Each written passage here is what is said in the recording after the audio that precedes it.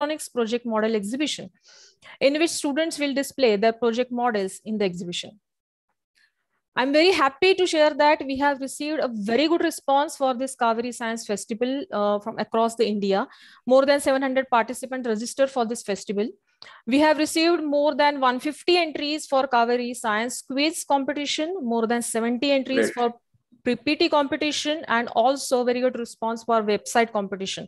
I think more than 35 entries we have received for the Kaveri website designing competition. We have to close the registration of few competitions due to this overwhelming response. I'm sure that all students will definitely learn and will gain knowledge in this science festival. All the best to all the participants for this competition. Once again, I welcome you all for 3 days National Kaveri Science Festival 2021-22. Welcome to Kaveri College. Now I request Dr. Ashok Agarwal, Principal Kaveri College, to inaugurate the Kaveri Science Festival and also address the audience. Over to you, sir.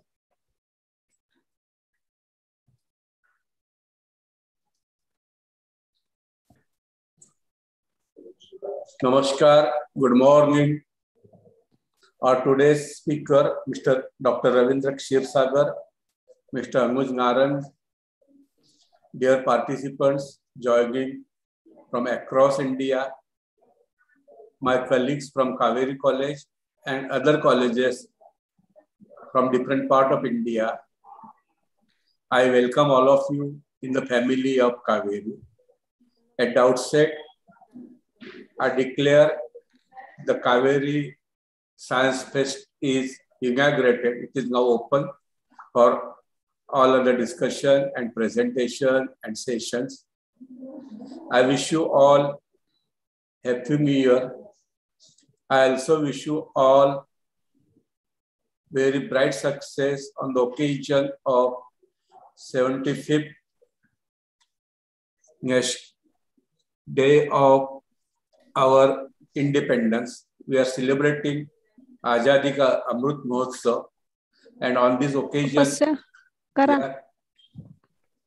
on the occasion of this Azadi Ka Amrit Mahotsav, we are organizing various activities, and I am very happy to mention that Dhaka International University, MTC Global Bengaluru.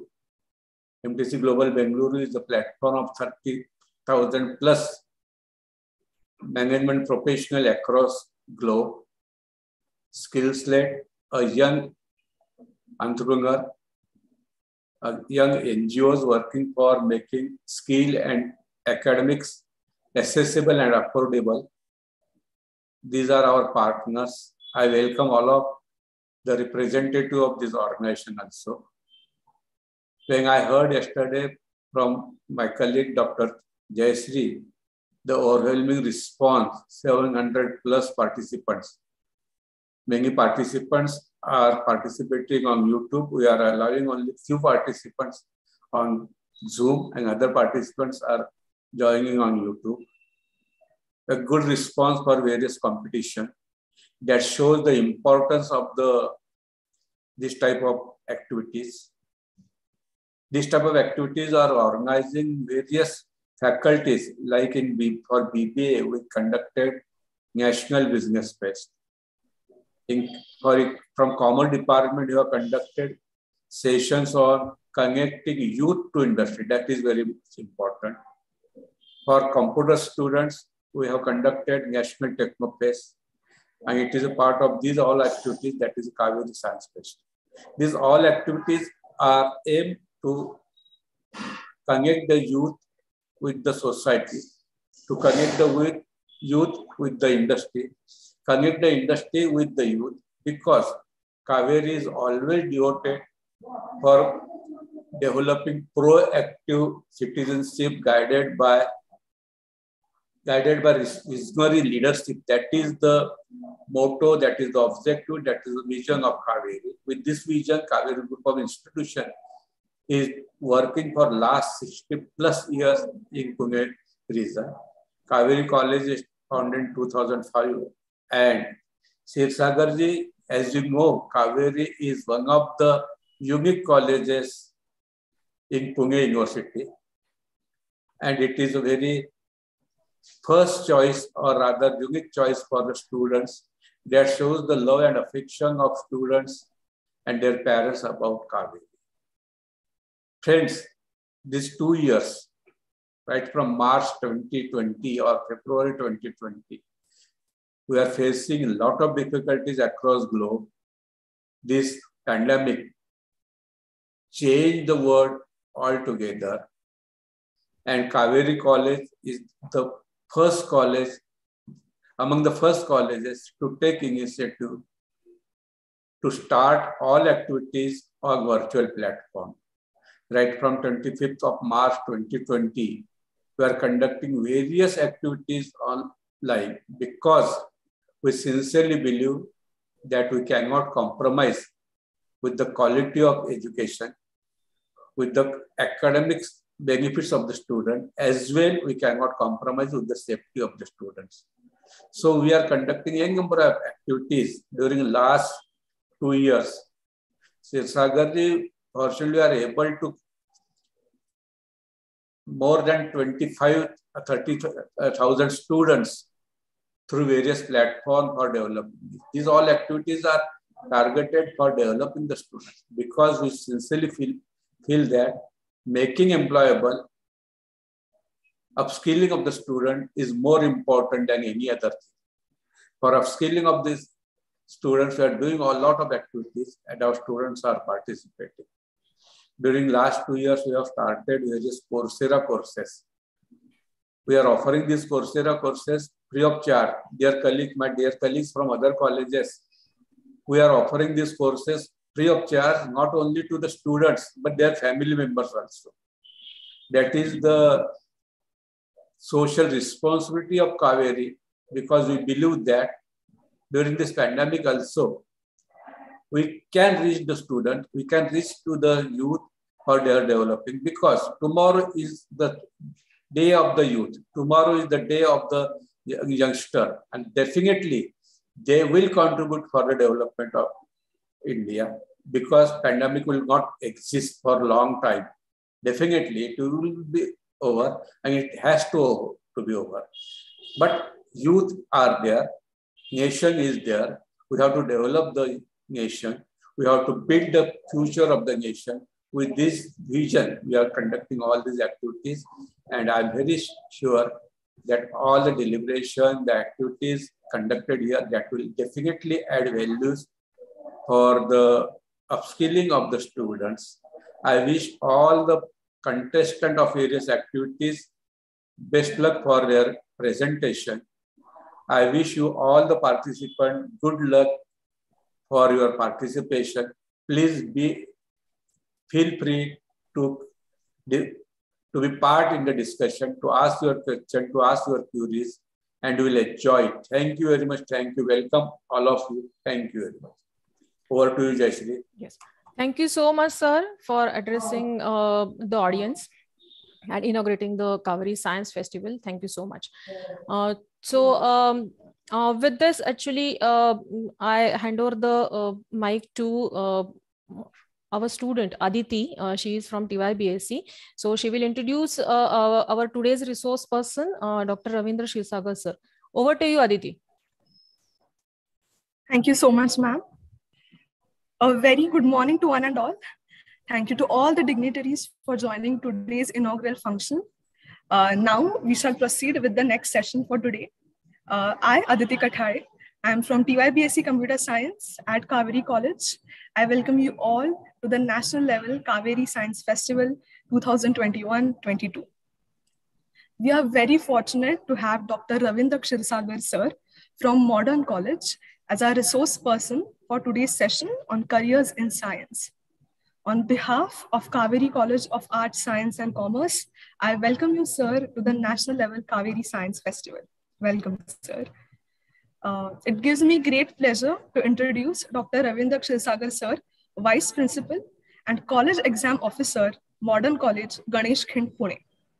Sir is working as an Associate Professor in the Department of Zoology and has a vast teaching experience of more than 24 years in teaching graduate as well as postgraduate students. He is also a recognized guide for MSc, MPhil, and PhD at Savitribai Phule, Pune University. He has published more than 50 research papers in national as well as international journals, and he has also published 8 textbooks for undergraduate students. He is also a member of Board of Studies at Maharashtra State Board of Education. He has received the National Best Innovative Teacher Award from Savitribai Phule Pune University, and he has also received Best Innovative Teacher Award from National Academy of Science, India. He has also received a Distinguished Scientist Award in Dubai. We are really glad to have you, sir, here with us today. Welcome to Kaveri College. As you all know, that science and technology is changing each and every day, and there are tremendous advancements in technology. It has become a difficult task to choose a correct career path as a student in this age. Today, Shilsagar sir is going to guide us on how to choose the correct career path, and he is going to conduct a session on careers in science. Sir, I now request you to take over with the session. Thank you. Yeah. Welcome, Shilsagar sir. Shilsagar sir, namaskar. Namaskar. Yeah, and thank you so much for accepting our invitation. Thank you. Yes, sir. Okay. So good morning, all of you. At the outset, I express my heartfelt gratitude towards the most renowned personalities and the principal of this Kaveri College of Arts, Commerce and Science, Dr. Ashok Agarwal, who is always strive for the excellence, because the Kaveri Institute works with a vision excellence in education, and no doubt within a short span, the Kaveri Institute, they have kept a quality benchmark in higher education. So I really appreciate, and I'm kind enough because they have invited me as a research person to talk with the people. And I again express my gratitude towards the most dynamic leader, to Dr. Jayashree Bengali, because she always work and strive for the excellence. She always works with the vision excellence in education. So I'm really thankful to Dr. Jayashree Bengali that she has invited me to deliver a talk and career in sciences. And I'm thankful to all the coordinator and the staff and the budding scientists who are going to attend my lecture. So I'll start with my presentation, Career in Science.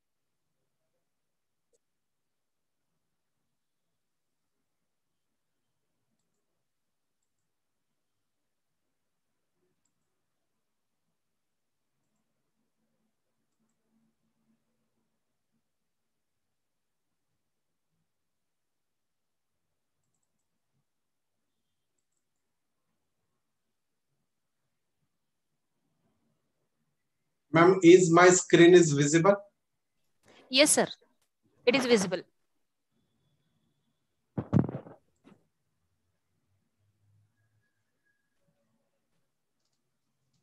So please let me know if the screen is not visible. Okay. So dear student, at the outset, I congratulate and give a best wishes for national level Kaveri Science Festival, and today is the first session that we are going to introduce in career in science. Okay. So dear student, we'll start with one important quote or the picture that we are studying, we are taking education. So what is the meaning of that? What is the purpose of education? So education is replace an empty mind with an open one.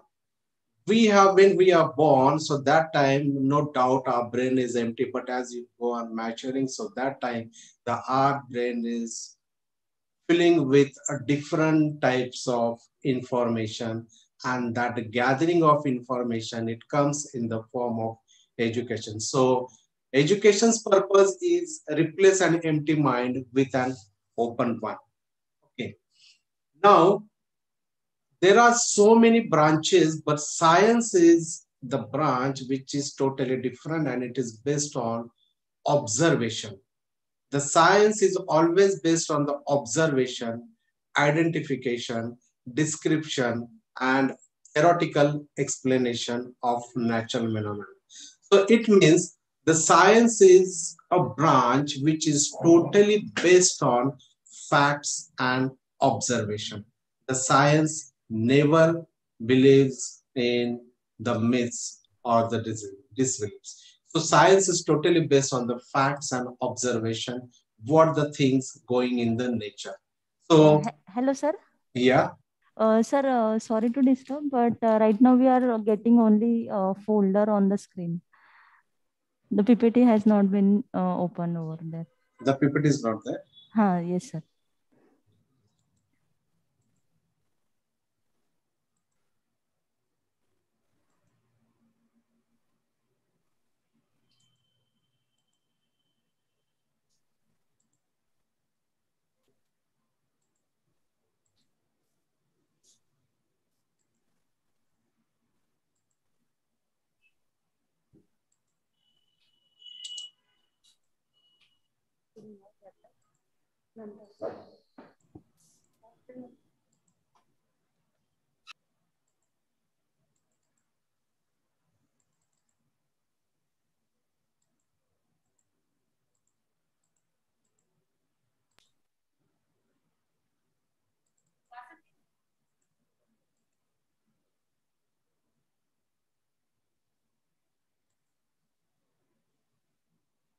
Just a minute, ma'am. I will share it again. Just okay, sir.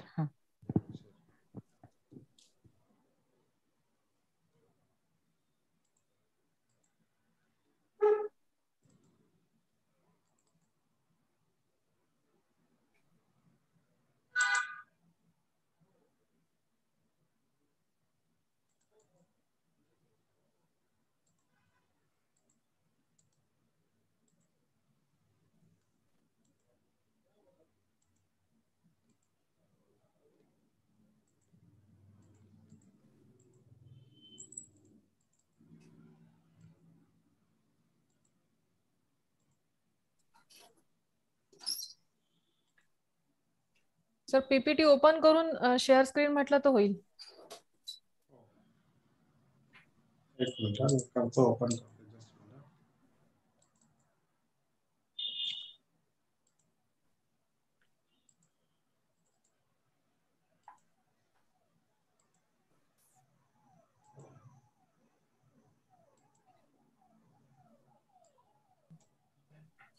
Yes. Now it's visible. Now it's visible. Yes, yes. Yes, sir. Proper slide. Now is it visible, ma'am? Yes, sir. It is visible. Yeah. Okay, sir. Okay, is it visible now? Yes, sir. Yeah. Thank you. Okay, sir. Okay, so sorry for the disturbance. So as already we have stated, the science is defined as it is the branch which is totally based on the observation, identification, description, experimental investigation, and the theoretical explanation of natural phenomena. So the science always need a proof. The science is totally based on the facts and the observation which is going in the nature. Okay, and then through the science we are getting a knowledge. Okay, the knowledge about or study of the natural world based on the facts learned through the experimental and the observation. Okay, now what is the importance of the science? The science always generates solution for everyday life and help us to answer the great mysteries of the universe. In other words, science is one of the most important channels of knowledge. So, dear student, whatever we are getting through the nature, which is totally based on the facts and the observation, that facts and observation we are converting into the knowledge, and that knowledge is utilized for the welfare of the human being. The ultimate aim or the goal or the objective of the science that to acquire knowledge which is used for the welfare of the human being. That is the ultimate aim of the science. Now, when we are in a childhood condition, that when the students, they are passed with the 10th standard, so the student, they want to go in higher education. So immediately the confusion comes in their mind, where should I go to continue with my future? So there are so many environmental forces, the forces from parents, the forces from stakeholders, the forces from the teachers, that you should go in that stage. So the students are in a confused condition when they are past 10th standard. And when the students, they got more than 90 or the 95%, so that student maybe they are in a fixed position that they will go in a science field. But there are some students, even they are getting 90 or 95%, they can select the field of arts and the commerce.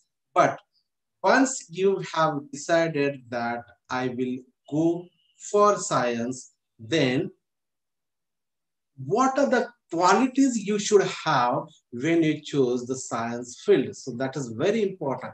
When you enter in a science field, then you should have some characteristics. That characteristics means that intuitive lives in solving science problem, then demonstrate extensive knowledge base in science and is able to relate that knowledge base to new problems and the topics. The students is able to demonstrate unusually high level of motivation and of concentration. The student should demonstrate the ability to integrate information and concept in existing knowledge base, then possess a good memory. The student can seize the connection between the science and other disciplines. The student can use the mathematics to understand, define, or solve problems. He can make generalization and assumption based on data, supports thinking with logical reasoning. The student can reason analytically, deductively, inductively, and is able to reverse the reasoning process and to switch methods easily in a systematic manner. They should view problems in a holistic manner. The student shows confidence in the use of science processes and willingness to take risks in advancing scientific explanation. Understand and applies advanced scientific vocabulary, evaluates experimental results in light of the original problem. So these qualities should have, or this quality should inculcate in the student. So look, when you are entering in the science field, then these all the qualities should acquire, because the science is the branch of acquiring the knowledge. The science is the branch of the acquiring the reflexes. There are two reflexes when we born, then that time we have unconditional reflexes. The unconditional reflexes means that is laughing, crying, then smiling, then jumping, running. These are the unconditional reflexes that helps to live in the environment. But as you grown up, so that time the student should acquire conditional reflexes, and that conditional reflexes, it comes through study. So it comes through education. So education is totally acquired reflexes that helps to sustain in this environment. So the God has gifted with unconditional reflexes that will help to live in the environment. But to live as a human being, to live as a good citizen, to live as a very high quality life, then the student need to acquire a conditional reflexes, and that comes through the education. And one of the best conditional reflexes that we are studying in biological phenomenon, that is called reflex action. You might have studied, the student from the 12th standard, they might have studied one phenomenon called reflex action.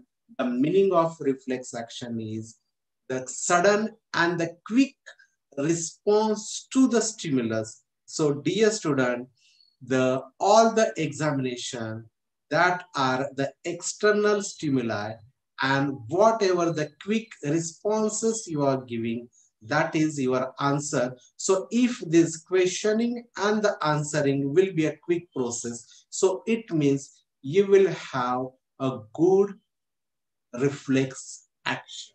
And the students who have good reflex action, that are immediately selected. So that is what you should think logically, you should think critically, you should able to analyze, you should able to understand the problem, and that all things comes from the science. So these are the qualities that the students should have.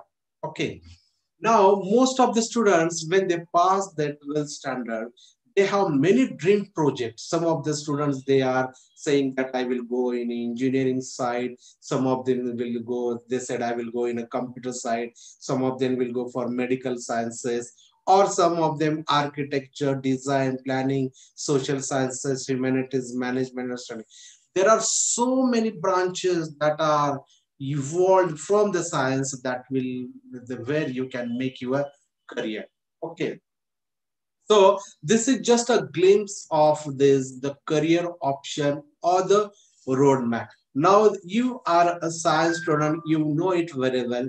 When you passed your 12th standard, in 12th standard, you might have taken physics, chemistry, mathematics, biology, then electronics, okay, then vocational or other courses. And after the 12th standard, your dream projects are open in various avenues, and that are, if you take here, the students with physics, chemistry, mathematics, and biology, they can go for BSc in dairy technology, Bachelor of Pharmacy, BTech Agriculture, BSc Biotech, BSc Agriculture, and the students who are totally with PCM group, they can choose their career in NDA, then Bachelor of Architecture, Bachelor of Planning and Design, the Technical Entrance Indian Army, then Bachelor of Engineering, then BTech, Indian Institute of Technology, IITs, then Bachelor of Computer Science, BCA, BSc, Master of Computer Application, Master of Computer Science, MCM, MBA. There's so many branches, they are waiting for you after 12th standard. No doubt, you are in a higher education that you have opted maybe the computer science field, or maybe you have selected plain sciences. No doubt, there are the scope for the subject, but there is also the scope for the student. If the science student, they go with taking some values in their mind, if they are taking some logical thinking and the critical thinkings, then they can make their career in any path. So there is a scope for the subject also, there is a scope for the student. And to scope for the future, you should have both the value within you, and second, the scope of this subject. So you should go in a parallel way. Now, if you are looking about a pandemic situations, the whole world, they are suffering from the COVID-19 disease, and this is due to a coronavirus. Now, in this pandemic situation, if the students try to acquire the knowledge of biological field, if the students from the computer field, they are able to take the knowledge of biological field, then they can make their a beautiful career in coming futures. Because the whole world, they are suffering from this pandemic, corona or the COVID-19. Now, this COVID-19 or the corona, it is a small virus. But most of the students from the computer field, they know the viruses from the technological part. Okay. And to minimize that virus, then we are taking antiviruses in a computer field. But the things which is not visible to the human being, that is, which is deal with the human body, that is, deals with the human cell, that the virus is coronavirus. And the students from the computer science, they can even make a career in this biomedical sciences. Through the computer animations, the student can come with the student can prepare a medical transcript, the student can prepare animation, the student can prepare the modulation. Now, I want to highlight on this coronavirus. You know it very well. It is a rhinovirus. The meaning of rhino means a nasal cavity. It's a rhinovirus. It's a nasal cavity. And this virus is always present in the mucus, which is present inside the nasal cavity. And here you can see these are the spikes which is present on the surface. Okay. Now, when this virus enters into the body, it attacks on the cell. Now, here the computer field can work out. The student from the computer science, they can find out how this virus attacks on the cell, what type of different animation or what are the different possibilities that will help to explore the science. When this virus enters into the body, they attacks on the cell, and then we are taking a RT-PCR, the real time. This word you know it very well. Real time polymeric chain reaction, RT-PCR. Now here is a graph. When the virus enters into the body, that virus start multiplication. Now these viruses, the mechanism of these viruses, it is very much similar to the computer field. The whatever the computer comes in this era, it is totally based on the body's mechanism. Now, as this virus enters into the body, you know it very well. The doctor takes the swab, they are going for the RT-PCR. And in that RT-PCR, there are different cycles. And through that cycles, they are saying at which cycle this virus is detected, whether that virus is detected in first cycle, second cycle, third cycle, or 20, 50, 30. If the virus is detected in early cycle, it means the proportion of viruses or the load of viruses is very high. So it means the person, they have a severe infection. And if the threshold value of these or city value of this RT-PCR test is more than 25 or 35, it means the person is having low load of viruses. Now here the computer field can work out how to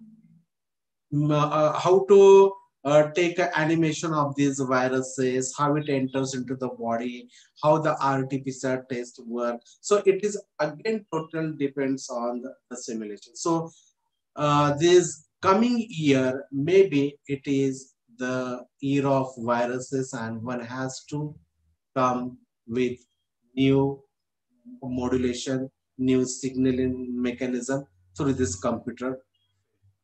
So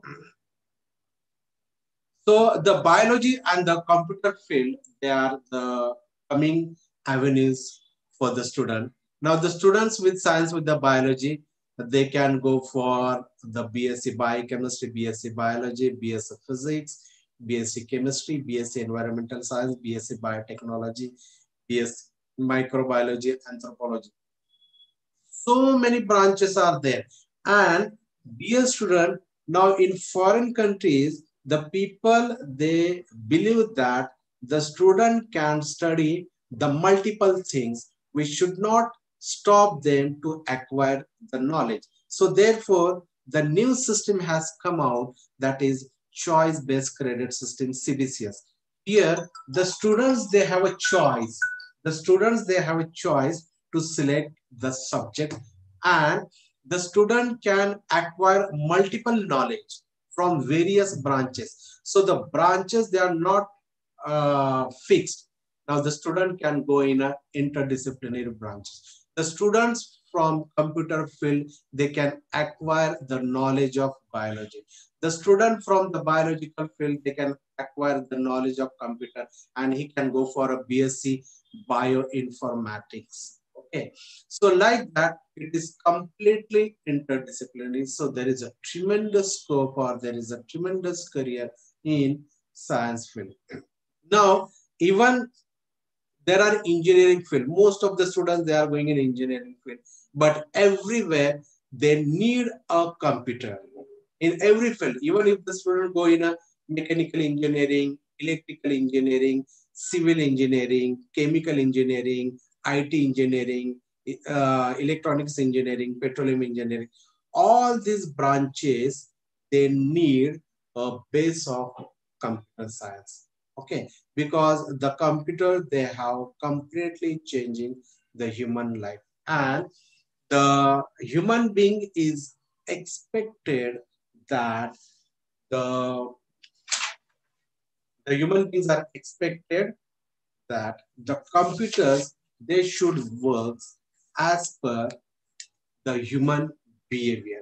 And as the human being is very curious, he always try to think in a different way, in a different, they have different imagination, they have different innovation, they have different invention. And through these three eyes, imagination, innovation, and the invention, the human being, they are exploring the science. Now here I want to highlight about the role of computer science. You know it very well. Computer science is the study of computers and computing, as well as their theoretical and practical applications.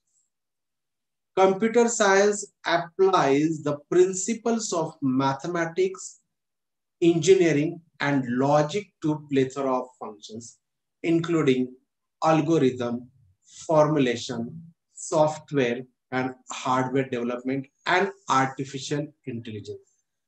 Now, the today's world is the world of artificial intelligence. The artificial intelligence means what? It should work like a human being. So the human being is expected that the way human beings are thinking, the same way that robots are, or artificial intelligence, they should think.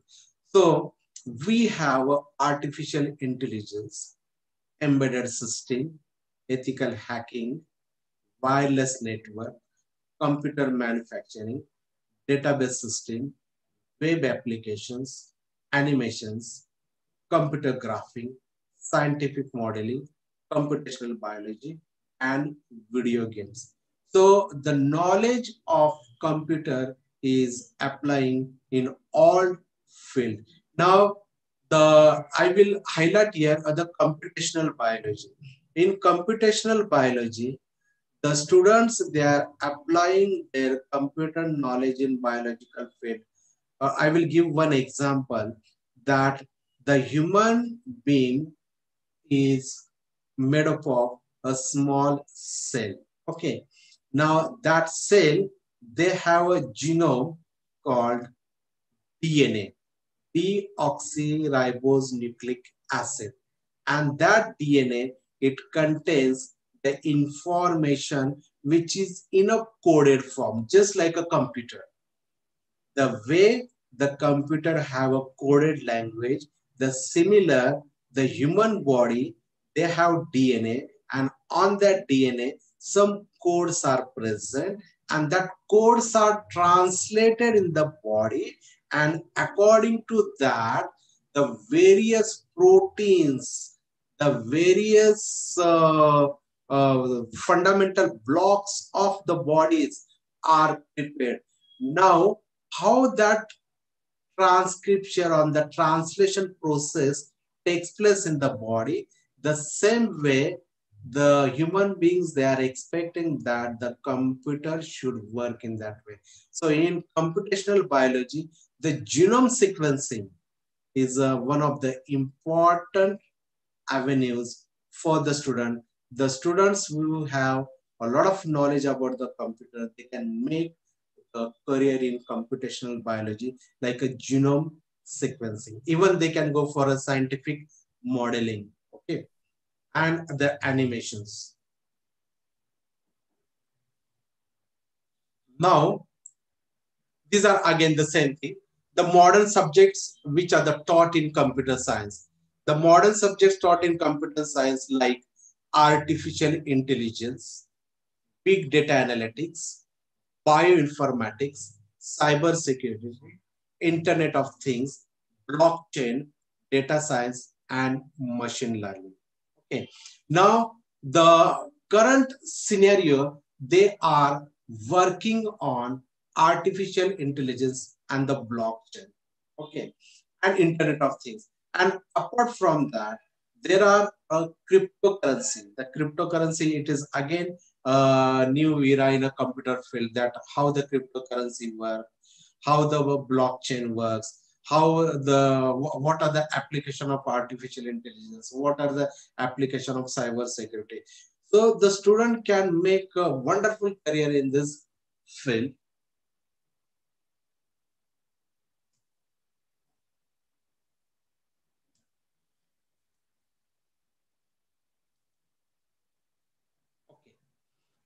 Now, the next, this is a very hotspot issues of this computer field, application of blockchain. Okay. Now, recently, this blockchain is used in digital identification, the cryptocurrency, Bitcoin. Okay. Now, there is the cryptocurrency mechanism. You might have studied, or you might come across with how the cryptocurrency work in a virtual way.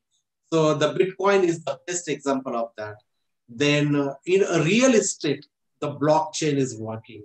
Then in banking, the blockchain is working. Then voting process, the payment and the transfers, the healthcare and the law enforcement. So this blockchain, they are playing a crucial role in the welfare of human beings. Then one should have a sound knowledge of the blockchain mechanism, the sound knowledge of artificial intelligence. You should be a good programmer. The way the body have a program, the body have a DNA, which have a information in coded form, but that code is translated into the product. The similar way, the computer have the various languages, that languages can be in a coded form, and you want to translate, you want to explore, and through this, you can come across with various products. So this is one of the best application of blockchain. Okay. Now this blockchain is again used to monitor the COVID-19 vaccine supply chain. Now this is the future career. On this earth, you will find there are different biological weapons. The biological weapons means it may be a bacteria, it may be viruses, it may be a platyhelminthes, or it may be other diseases. You know it very well. The person is suffering from the dengue, but the dengue, it is not the infection of that mosquito, it is aegypti, but it is the infection of that viruses H1N1, which is present inside the mosquito. So that is again a viral infection. Second, the COVID-19, it is the infection of that coronavirus. So in future, there may be chances the countries, they may use this biological word as a biological weapon.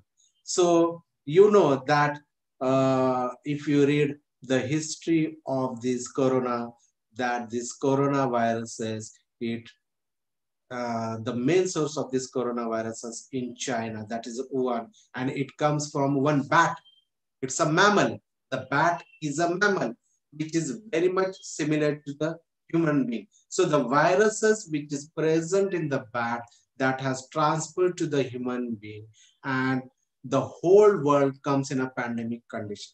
So in future, there are chances that like these coronaviruses, the many viruses can come. But now for this, to tackle with this, the students, they should have a lot of knowledge of computer.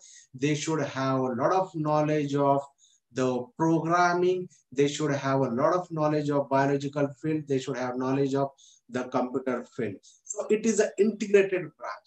If you have a knowledge of blockchain, then you can work in a different sectors. Like the hospitals and clinics manage the stocks, mitigating supply and demand constraint to the blockchain. So we need the good students who works in that area. So the blockchain technology allows multiple parties to manage and share a decentralized database. These parties can create and share a transparent source of truth that can be mutually agreed upon. Okay. Now, here I want to explain one thing which comes as a part of the education and the careers. When we are dealing in an education system, then we have one word we are calling is a Bloom's taxonomy. Now, why I'm telling this Bloom's taxonomy? Now, the students, you are appearing for the examination, and when you are appearing for the examination, that examination, it is totally based on your remembering examination, or it is a memory based examination. Okay, so through that memory examination you will get a knowledge, but the students who want to make a career in science field, they should not have a knowledge, but they should have the understanding of the knowledge. That is very important. Now these two things are very important. The students can get the knowledge in a science field, but there are very few students who understand the knowledge. So there are the three steps.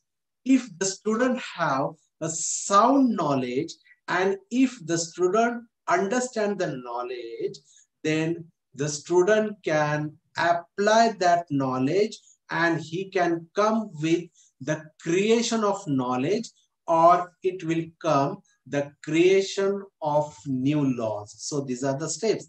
So you are taking a knowledge, like if I take an example of Newton's law, you can write a Newton's law, but the students who understand the Newton's law, then he can apply that Newton's law and he can come with the creation of new knowledge. So are you able to do that way, or you are just taking only knowledge? Okay, so knowledge is not part for making a career. You should take the knowledge, you should understand the knowledge. You can write the Newton's law, but if I explain or if I ask some question, what is the application of Newton's law, then the understanding level comes. So when you go in a higher system, so that time you will come across the two types of question: higher order thinking skill, lower order thinking skill. Higher order thinking skill means these are the questions we are calling HOTS. Now, if the students are able to solve that HOTS, higher order thinking skill, so it means students, they should have a sound knowledge and the students have clarified their knowledge, so their understanding level is very high. And if your understanding level is very high, then you can come with the creation of knowledge. So nowadays we have the examination which is totally based on knowledge, but there are examination which are conducting at top level, which is totally based on the understanding base. So there is a completely the critical thinking on logical thinking. So if you really want to make a career in a science field, then you should understand the science. If you understand the science, then only you can come with the creation of knowledge. And the science is expecting in a similar way. The science is believed that these new students or these what you call the budding scientists, they should always come with the creation of knowledge. And if you really want to create the knowledge, then you should have a research attitude. You should always think in a research angle to that subject. If you start thinking in a research way or in a research angle, then you will able to explore the world. You should able to explore explore the various questions. You should able to explore the coming world, and that comes through understanding of science. So this is a important steps which is occurs in the brain. Initially, brain store the information, then that information keeps in a different parts of the brain. The brain process it, the brain understand, and after a lot of thinking, the brain comes to a particular conclusions, and the brain start creating the knowledge. The way computer work, the computer is working just like a human brain. So similarly, you have to give a different types of programs to the brain, so that will come with the creation of knowledge. So these are again the different career options in science, in a biological field. The laboratory technician, ecologist, pharmacist, chemist, marine biologist, zoologist, then other surgeon, microbiologist, forensic scientist, neuroscientist. These are again the different fields which is in science. Okay. Now, this is one of the important field, biotechnology. Okay. Biotechnology, the word technology means it is the application of technology in biological field. The similar, if you are computer literate student, then you are trying to apply the knowledge of computer in biological field, then it is a computational biology. Similarly, in biotechnology, the students can apply the knowledge of technology in the biological field, so that can help in genetic engineering and bionics. Now, there are again the other application of this technology, agriculture technology that produces plants, animals, food, fiber, and the fuel. You might have heard this word, genetically modified plant, genetically modified crops, genetically modified fruits. That is all the application of technology in biological. Now, this is after completing of the computer field, the student can start working in various sectors. The IT sector is an integral part of various healthcare, aviation, education, manufacturing, telecommunication, various government initiative and departments. Some of the job designation that graduates can take up after pursuing the courses career in the IT. The web developer and designer, data security officer, database manager, software developer, information technology, and the engineer. Now, the student from the IT field, okay, they can, information technology undergraduates have plenty of choices to launch their career in the industry. They can opt to work in different industries such as healthcare, aviation, education, manufacturing sector, telecommunication sector, various government initiative and the departments. Okay. Now, there are the topmost companies which are recruits the student from the computer field, the information technology, like Deloitte, Robert Bosch, Capgemini, TCS, Infosys, Accenture, Cognizant, IBM, JDS Associate, L&T, and Infotech. These are the dream projects. The students they who are working in the IT field, the computer field, they have that dream project that they can make a career with this topmost industries or the institute. Okay. Now this is very important that when the students pass in a computer field or in other branches, then they should go for the certification courses. This is a very important, the best IT certification.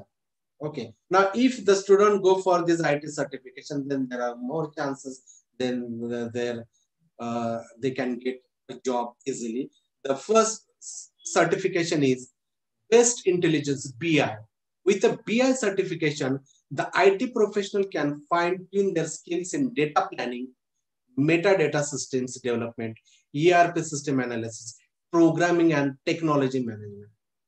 The second best IT certification is Big Data and Data Science. After completing such certification, you will be eligible for roles like data scientist, ML engineer, data analyst, product analyst, business analyst, data engineer, product analyst, and machine learning engineering. Then project management. These courses typically covers the technologies of product planning, market research, product development, and user design. If you want to occupy position like product head and the product marketing manager, then you should go for a project management. Then the web development. These courses teach candidates to build robust and the scalable websites, backend APIs, and rich and interactive web UIs. Software development. Writing efficient computer programs and building high quality mobile and web applications. Then DevOps involves going beyond the traditional practices of software development and infrastructure management. It is concerned with delivering application and services in fast-paced setup, agile methodology, then creation of the software, development of lifecycle, SDLC as a process. And the blockchain.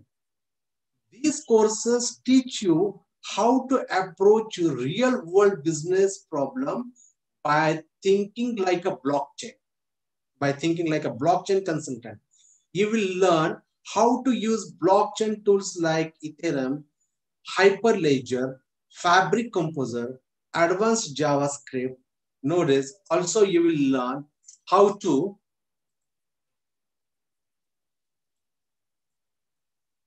develop a smart contract. So these blockchains, artificial intelligence, these are very important IT certifications. Then another, the cloud computing.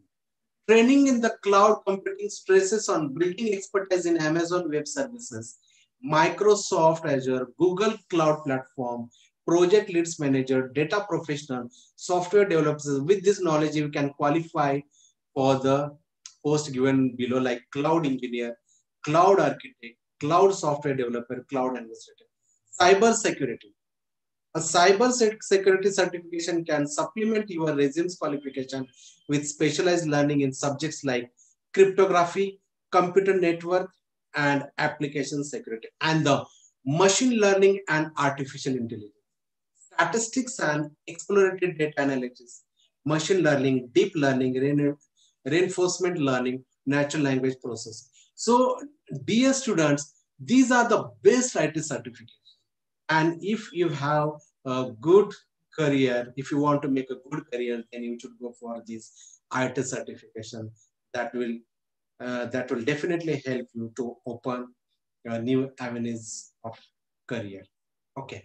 Now, one of the important things I would like to cover here, that in Marathi it is given concept clear astil यश निश्चित मिळेल. In every field, you should try to clear your concept. The conceptual knowledge is very, very important. I already stated, the student, they have a knowledge.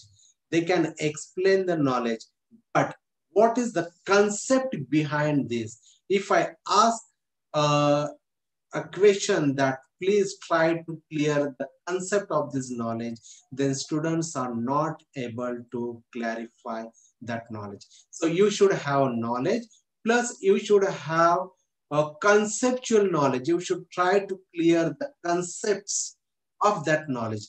And if your concepts are clear, then you will able to go for creation of new knowledge. That is very important. In today's field, the student, they have knowledge, they can tell the Newton's law, but they are not able to explain the Newton's law. They are not able to use the Newton's law. If they are able to use Newton's law, then they are able to come with the creation of knowledge. So try to clear your concept. This is a very important. The next part that is very important, if you want if you are going to face a various examination, but if you want to success in examination, then you should free from tension. So here is one statement, परीक्षेतील यशासाठी तणावमुक्त राहा. Because our brain work fast when we are in a normal conditions. Okay, but if you are trying to give over stress to the brain, then the neurons, they will not work. Okay, there will be a confusion stage. Okay, so to avoid this confusion in the brain, to avoid mismatching of the neurons, to avoid the mismatching of the information, then you should always free from tension. And if you are free from tension, definitely the neuron which is present in the brain, they will interconnect. There will be a flow of information. There will be the processing of the information. And if you keep on thinking on that information, definitely the new knowledge will come out.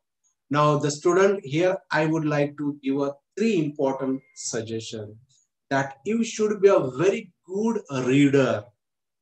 You should be a very good reader means that you should able to read the information, number 1. Number 2, you should practice the reading. So it means practice the reading means what? That in how many seconds you are able to read that paragraph.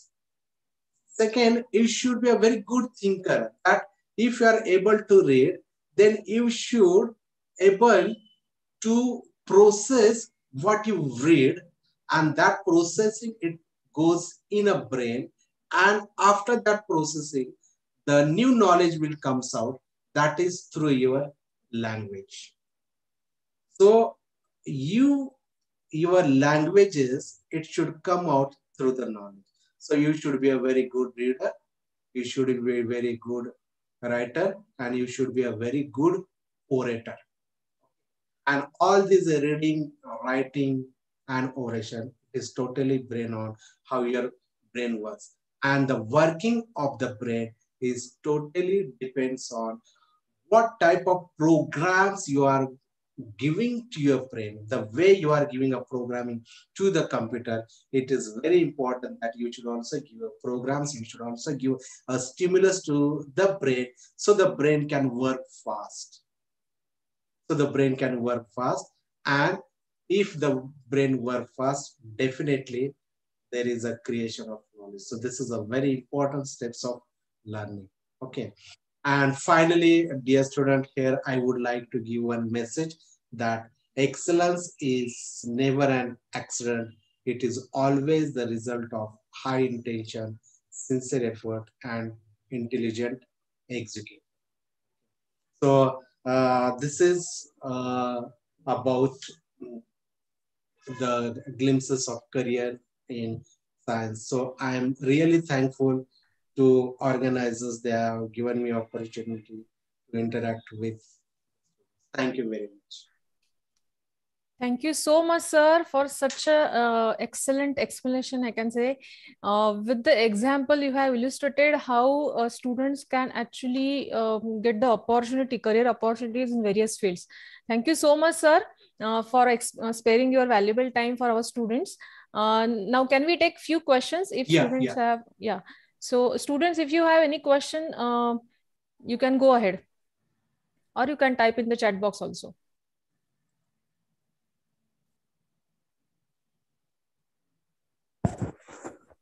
Feel free to ask the questions.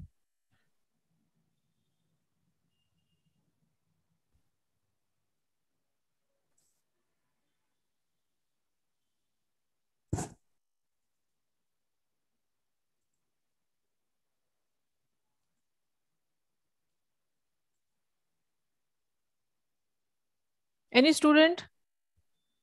Any participant?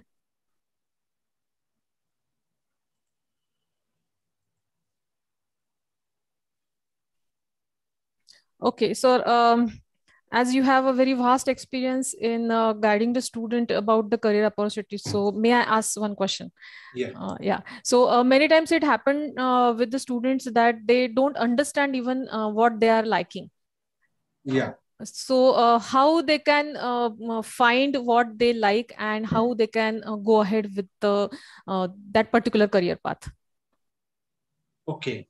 So it's a very good question that when the students, they are in a 10th standard, most of the times the student like something different subject and they opt something different subject. So there only the first negative setback comes, that the brain is deciding something and the external force is deciding something. And finally, you have to work with your brain. So therefore, the student, he should think that what things are easy to me and where I can make a career. So somewhere when the students are in 10th standard and 12th standard, they should think on different angle. They should take the opinion of the expert, different expert opinion, and on that opinion he will think and then he will decide. And after deciding, he will find out its career path and even he will think whether this work is possible for me or not. And remember, when the students are in 12th standard, they are in a budding stage. And as they go on maturing, there is also development in the brain.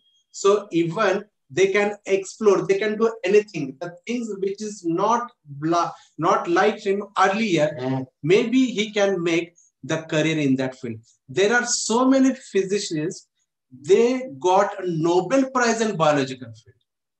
There are so many Nobel laureates, they are from biological background, but they got a Nobel Prize in physics field. So like that, it is again ultimate that how you are grooming your brain, how you are stimulating your brain. So nothing is difficult. Even if your brain do not like the particular things or the concept, but in future, as the brain explore, as the vision is explored, no doubt you are going to acquire that knowledge and you can make a career. So it is just the simplifying the things, and the student can acquire any type of knowledge and the student can acquire career in any field. So nothing is impossible. Yes, correct, sir. So many students actually in a TY or maybe passing out a TY, they decide that they will not go in the maybe software or maybe other fields. And they jump maybe in MBA or maybe other MCA like that. So thank you so much, sir. Any student, if you have any question, yeah, go ahead. Sir, I'm audible? Yeah, go ahead. Good morning, sir. Sir, I want to ask this only that sometimes, usually, what happens if we are learning some programming language, sometimes we are not able to get what actually is going on that what we are learning. We are not understanding, and because of that, sometimes morale gets down. Means we are not able to focus on that thing, and we actually stop there only about to our career. We quit about our career. So, what your tips will be there for this? Okay. Now the stage comes where the students, they stuck up with the information.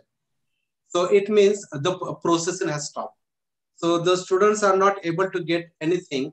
And when that fatigue comes and when there is a stuck up in their mind, then again, you just go back and find out the first step where we have started. Okay. And again, you start with a fresh programming, and definitely you will take in that way. That is a mechanism. It always comes in a brain that you stuck up at a particular point. Even in examination, what happens when you are appearing for the examination? Does the student try to think in within a fraction of student, the student try to collect all the information in the brain. So all the information comes in a brain, and the brain becomes fatigue. The brain stop thinking. But when some mechanism there in body, there is a mechanism we are calling as a homeostasis. In that homeostasis, after few seconds, the body again comes in a normal position, and again the brain start recollecting and bringing the new information. So dear student, when you are finding that you are stuck up with that programming, again go to the first programming, and then again you start preparing that programming. You will definitely success. This is the phase in every student's life. Okay, when you are reaching to the goal, there are some negative forces that will block the brain process. But if you remove that block, then you will find your future, the career. So it is in every what do you call it? It happens with everyone. But you should not give up that process. Okay, sir. Thank you. And one more question, sir. Yeah, you should never give up the knowledge. Remember one thing. Yes, sir. And sir, sometimes happen that we have gotten degree, we have now been graduated, and we go for some job. Then we just go there, and the people, those who are for applying, we have applied in company. The company all just check our marks usually. I have heard from many of the people that company usually check the marks. So if we have talent, and we have, even imagine if we have acquired some knowledge from another sources, and we have the talent, but the companies are not allowing us to take that, and they don't give us opportunity also. So in that case, what's your answer? Yeah. Now, look, my perception is different nowadays in this digital era. Okay. Even the companies or the stakeholders, they are thinking the marks is not important, because the marks is getting from the examination. Okay. And the product, it comes through the evaluation. There is a two process. One is examination. In exam, you'll get a marks. Okay. And that examination is totally based on your memory based. But the evaluation, it comes what you just said, that you have a lot of knowledge, you have conceptual programming, then you can do wonderful in your future. So now the time has come, the people, they don't believe on the marks, they evaluate you. Okay. And just within a fraction of second, they can evaluate you. So that extramural things that comes from the informal educations. Okay, that you have to acquire. Like I will give one example. The whether rice is cooked or not, how we are checking, we are taking 1 or 2 grains. Okay, 1 or 2 grains we are squeezing in, and then through that we are checking that whether the rice is cooked or not. So like that, in career field, the people, they are asking 1 or 2 questions. Okay. And through that questions, if you are able to answer that questions, definitely they will grasp you. They will harvest you for their future. So, and just for the safer side, they are looking your qualification, because if they want BSc computer. So whether he has achieved that B plus, which is given by the Savitribai Phule Pune University. If the student is very what do you call extraordinary, he has a lot of knowledge, then one can think that why is not good in study, why is not secured good marks. So there will be a little bit controversy. If the students, they have 55% marks and he has extra knowledge in this field, then why you do not have knowledge in this examination field? So both things should go in a parallel way. At least you should get 60%. That is the minimum qualification. Okay, sir. Thank you so much, sir. At least, because the passing criteria is all the students, they should get a 50%. Okay, sir. Thank you. Yes, thank you so much, sir. Any other student?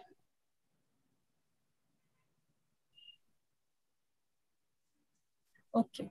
So once again, I thank you, sir, for sparing your valuable time for our students and guiding our students and explaining about the various career paths. So thank you so much. And now I invite Aditi to propose a formal vote of thanks. Over to you, Aditi.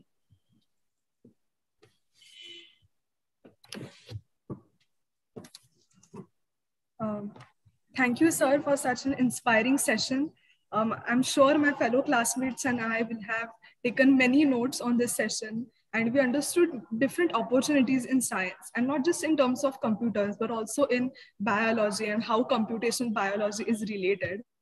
And thank you, sir, for making us aware about how education is important and how we need to have a logical approach and how we need to understand knowledge. And your quote on how to replace an empty mind with an open mind was very eye-opening to us. And I'm sure we have learned a lot more from this session. I would like to hand over to Maitrey Joshi for the next session. Thank you so much, sir. Yeah, thank you. Thank you very much.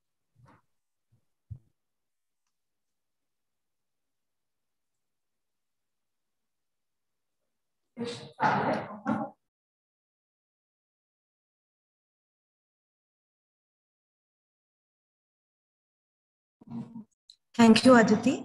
I would now like to take over the session. Good morning, one and all. I am Maitrey Joshi from TYBSc Computer Science, Kaveri College, and I welcome you all to the last session for today. From the previous session conducted by Shirsagar sir, we have learned about the various careers in the field of science. To explore these streams further and get a good job, one of the most crucial aspects is a strong and impactful resume. For that, we need to have an understanding of how to write a good resume. To guide us on this topic today, we have with us Mr. Anuj Narang sir. Anuj sir is a senior manager at VWO Mumbai. He has been a manager at Zycus and has worked as a head of sales and marketing at Egon Zehnder. He has received several awards like the President's Club Most Productive Global Business Development, Zycat Performer of the Year, Global Business Development, Most Innovative Ideas in Smart Assist Campaign at Zycus, and 16th NCP EDP Helen Keller Award 2015 at Sounds of Silence Foundation issued by NCP EDP. Sir, we are really fortunate to have you as the resource person for today. I now request Sir to start with the session. Thank you. Thank you. Good afternoon, Anuj sir. Jay Shivangali here. Yeah. Hi, Jay Shivangali. Welcome to Kaveri College, and thank you for sparing your valuable time for our students. Thank you so much, ma'am. So, can someone confirm if they can hear me properly? Yeah. Awesome. Your voice is super. And you can share your screen also. Absolutely. I'll do that.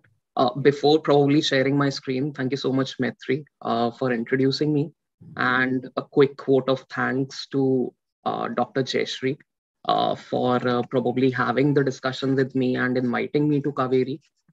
It's great to be here, and I think it's fortunate that we met on LinkedIn, and this was really something that I was looking forward to.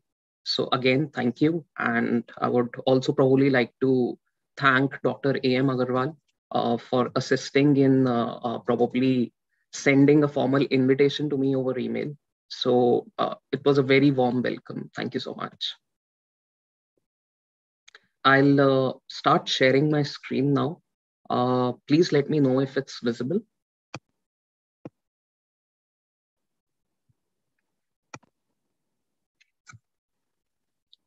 Is this visible to everyone?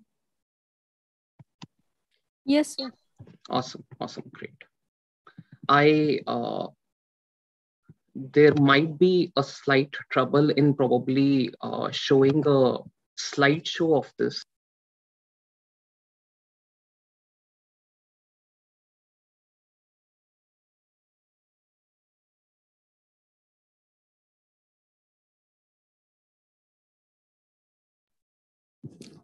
Hello, sir.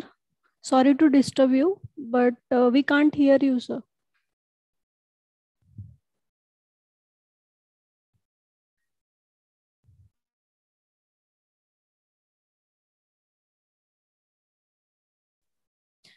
Can you please unmute yourself?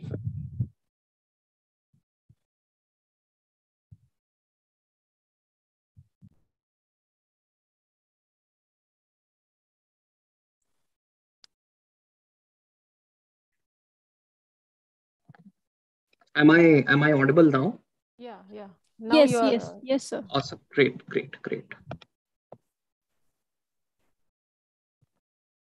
All right. I hope you can hear me now as well as see my screen.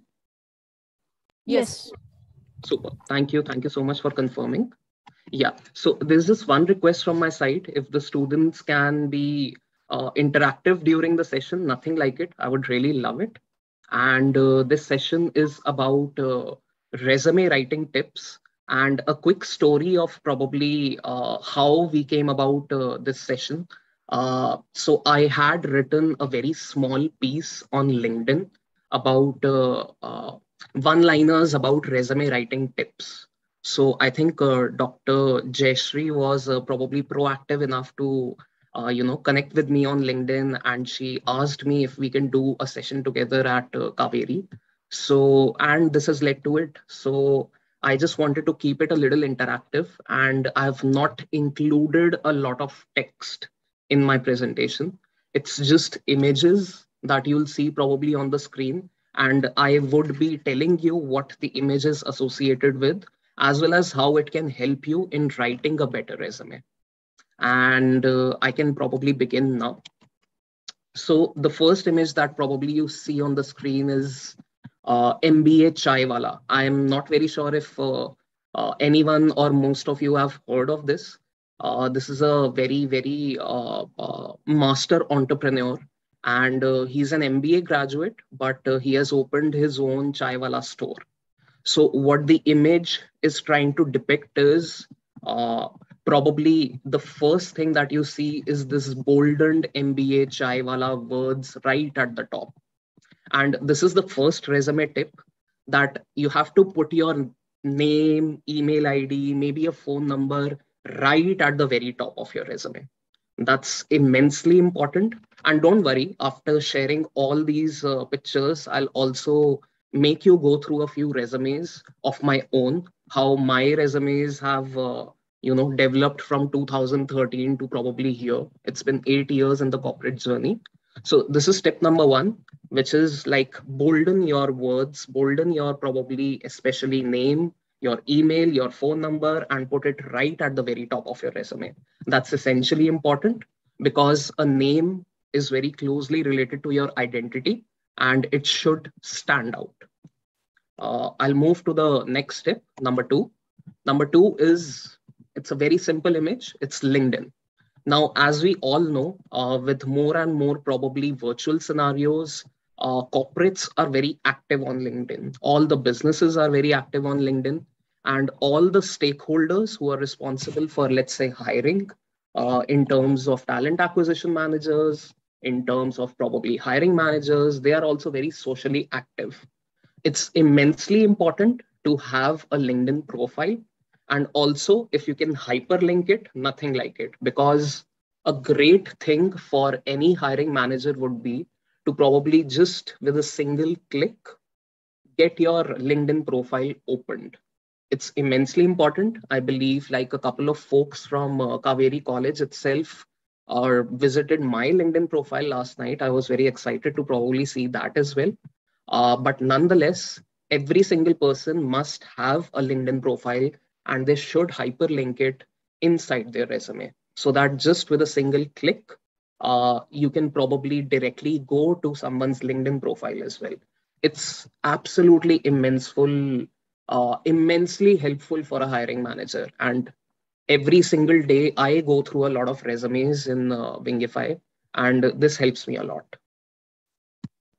The next one, image number 3. Can anyone probably type in the chat and tell me who this person is? or probably unmute yourself. I'm very sure you must be very active on, OTT platforms like Netflix and Prime. Has anyone probably seen this person before? Anyone can unmute as well if you want to. Nonetheless, I can give you a quick answer. It's Harvey Specter. So there is a very famous show known as Suits. I saw it on Netflix, I guess, 6 or 7 years back, in fact. So this is Harvey Specter. And what I want to tell through this image is that you can put a very small image of yours right at the very top right hand corner of your resume. Now, this is... Can I disturb? Yeah, I think your slide has not going ahead, because we are seeing 22 resume writing tips only. You must be on 4th slide. Yes, I am. Now we can see. Yeah, now we can see. Yeah. Okay. Is this better? I mean, can I present it like this if that's not a problem? Would everyone be able to see? Like this? Yeah. Now we can see. Yes. Awesome. Great. Okay. Great. So this is Harvey Specter, and this is a character from the show Suits, which is at least one of my favorite shows, which appears on Netflix. And the point here is, now this is a little debatable topic, to be honest, because there are two sides of the coin, whether to probably put your picture or your display picture or a very professional photograph right at the very top right-hand side corner of your resume or not. I probably like doing it. Someone else might not like doing it, which is absolutely fine. To each his own, but it does give an extra charm to your resume. So this is what I personally believe, and I personally recommend as well. Moving on to the next one. Number 5, mirror neurons. And I believe the speaker prior to me was also speaking probably a lot about mirror neurons as well. And neuroscience is something that you cannot get rid of. It exists very, very solidly inside every single human mind. Now, the point here is while you're articulating your accomplishments, if you include keywords from the job description itself, I'll repeat myself, if you include some keywords from the job description itself, it is going to connect with probably the hiring manager or the one who's screening your resume a lot. I'll give you a quick example of what I'm trying to say. So let's say I am talking to my CA or my chartered accountant. Now, because the CA is from a finance background, he understands a very different language. So he might not be aware of probably, all the things that are happening on a platform like Instagram, but his financial knowledge is really great. So whenever I talk to my CA, I talk in a way that he can understand and not in a way that I want to portray it. So with every single job that you probably apply, there is a formal JD, a document, which is known as a job description document. In that document, you will see a lot of pointers which are related to the job that you're applying for. And if you can use some of those keywords inside your resume itself to highlight your accomplishments, it totally connects in a very different way. So this is a little tricky to do, but if you're able to do it, thumbs up to you. Next one. Okay, this is probably a college, different departments. And with this image, what I want to probably portray is, it would be awesome if you can divide your resume in sections. For example, at the very top, there can be your name and probably email ID, phone number. The next section can be career accomplishments. The next section can be education qualification. The next section can be extracurricular activities and so on. It increases the readability of the resume as well, which is like really important because hiring managers get a lot of resumes every single day to screen. So if you can divide it in sections, it's really great. Next one. Okay, this is a very, very simple image. And what this is probably is a kind of a bullet point. So there are ways that you can write or articulate what you want to say in a resume. But if you can put it in very crisp pointers, including bullets, it just acts in a very different way because it's very much more understandable. If you use those bullet points in order to, say what you have to say in terms of your accomplishment, instead of a long, lengthy paragraph, if you can include short and crisp pointers, it's really beneficial and it increases the readability and it also enhances the reading experience of the person who's reading that resume as well. Next one. Okay. This one is, it's just numbers. And another synonym for numbers is quantifiables. So a human brain has a different connection to numbers. I can say that, I ran like 5 kilometers yesterday, right? And that puts me in a better place than just saying I'm a runner.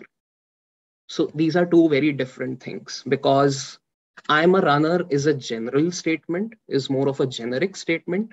And when you say I am a half marathon runner, or probably I've run a half marathon of 21.3 kilometers in under 2 hours, it puts a very different impression. It adds more value to probably what you are trying to say. So if you can include quantifiables in your resume, which can describe your accomplishments more heartedly. The next one, okay, the asterisk. This is probably showcasing a star or an asterisk. Now, what happens is every single day when I'm screening resumes, there are some resumes which have a lot of information. And the average hiring manager gets around 10 to 15 resumes to screen every single day. Now, of course, that's not everything. That's not all that we are doing. A hiring manager is also responsible for probably many other things. And this is also a part of probably his or her job. So how to probably balance it out in terms of reading? Now, let's say I've reserved half an hour for screening those resumes. And that's what most of the TAs and hiring managers do. They reserve some time and probably try to cover the entire thing in that time only. Now, if I have 10 resumes to probably read inside those 30 minutes, on an average, I cannot spend more than 3 minutes on a single resume.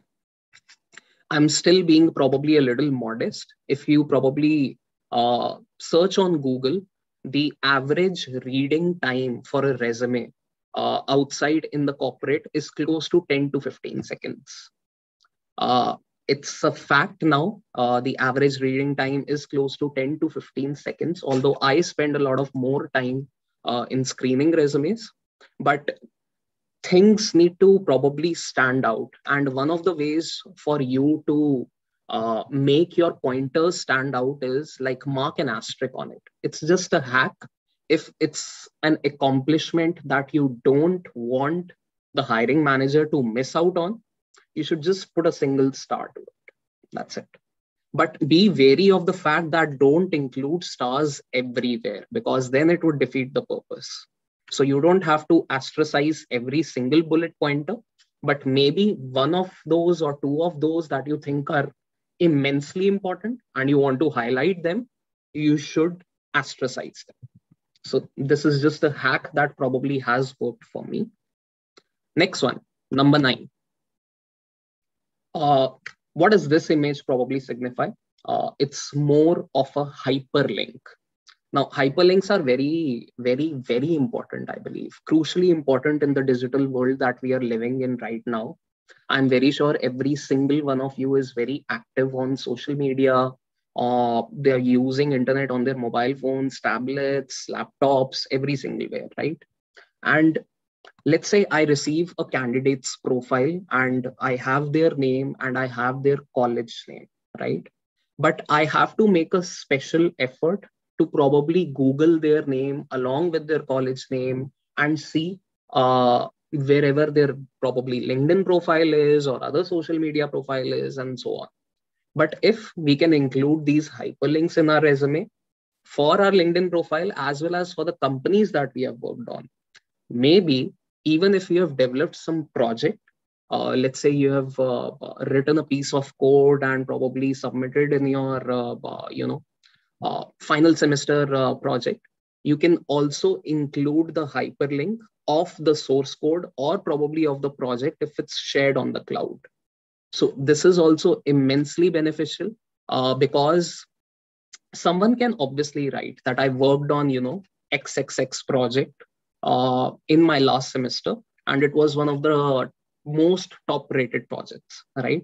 But it would add more meat to the bones if you can include a hyperlink and also showcase what you're actually talking about. Maybe it jumps to the source code, maybe it jumps to a website that you have developed, maybe it jumps to probably something else that you have worked upon.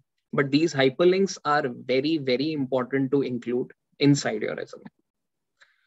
Great. Next one. This would be number 10. I'm very sure everyone knows this fellow. If someone doesn't, he's one of the best players in tennis that has ever lived. His name is Roger Federer. What I want to probably showcase or portray or connect this image to a resume writing tip is that you should always include your extracurricular activities. Now, I understand that most of you are like college students only, and you would be applying to, fresher jobs right out of college. But as and when you go through your corporate journey, you collect some experience, your resume starts getting bigger. So right now you might be working on some projects that probably you can include, some freelancing work that you have probably included in your resume, your education qualification. But what when you're like someone like me who has like 8 years of experience now, working with 4 different companies, and also all of what you have, which is education qualification, which is the freelancing work, the projects that I've worked on. It's so much of stuff that I won't be able to include it in a single page, right? So it's very important, to decide what are those priority items that you want to include. Now, I'll obviously show you my resume at the end of probably this presentation, but what I want to portray is that a lot of people, a lot of candidates just skip the extracurricular section because they think that it does not matter when you have like so vast experience. It does not matter if I am including the extracurricular activities or not. I personally believe it's immensely important. And I'll give you a quick example. So I work in sales for the past 5 or 6 years. I've been working in IT sales. And there is a pattern that at least we have seen. Great sportsmen are great salesmen. I'll repeat that statement with some emphasis. Great sportsmen are massively great salesmen. And this cannot be a coincidence because there are a lot of similarities between, let's say, sports and sales. You're always chasing a goal. You're trying to hit your target. You are willing to probably do anything hook or crook and hustle every single day to achieve what you have to achieve. There is a lot of practice involved. There is a lot of training involved, and it's an every single day exercise. So you cannot cut the slack. You have to be very regular, very thorough with it. You have to be very disciplined. It's an exercise of the mind as well as probably other skills that come into play when it comes to sales. And almost every single skill that is related to a sport is a direct match in terms of probably how it's related to sales as well, at least in my area. Now, why is this important? Because including these extracurricular activities also tells the hiring manager or the talent acquisition manager about what kind of a personality you have, about probably if what kind of a life do you have outside your college or outside your academics or outside your, normal day-to-day job. And to make those connections, if someone is like really accomplished in, let's say, a sport, or probably someone plays the guitar regularly, or someone is like a student from martial arts, these things stand out. And many of those skills are overlapping with probably the job description or probably the job itself. I'm a huge fan of probably these extracurriculars. I pay a lot of attention as a hiring manager myself to include or see these extracurriculars as to understand what kind of a life a student or probably a candidate has outside of their job experience as well. Next one. Okay. This one is again a little, I think it's a no-brainer. And what this image is trying to say is, do not put anything that you haven't accomplished. And I'm very sure like all you students are like immensely responsible and, brainy enough to understand this. But I think I personally have been through some resumes in which something is written, but probably it might not be 100% true. So try avoid doing that, because even if it is not caught in the moment, in future, if it's, if some information is included that probably is not right, just avoid it. It does not make sense to probably, go about this. And it's more of a warning tip rather than a resume tip. But I just wanted to include this as well, that there is no point of including anything that you haven't done. Next one. This one is very interesting. It's about attention span. So the average human attention span in the year 2000, and let's remember we are 22 years ahead now.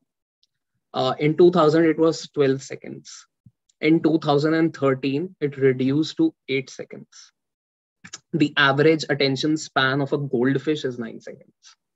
What attention span means is, let's say I'm concentrating on reading a book.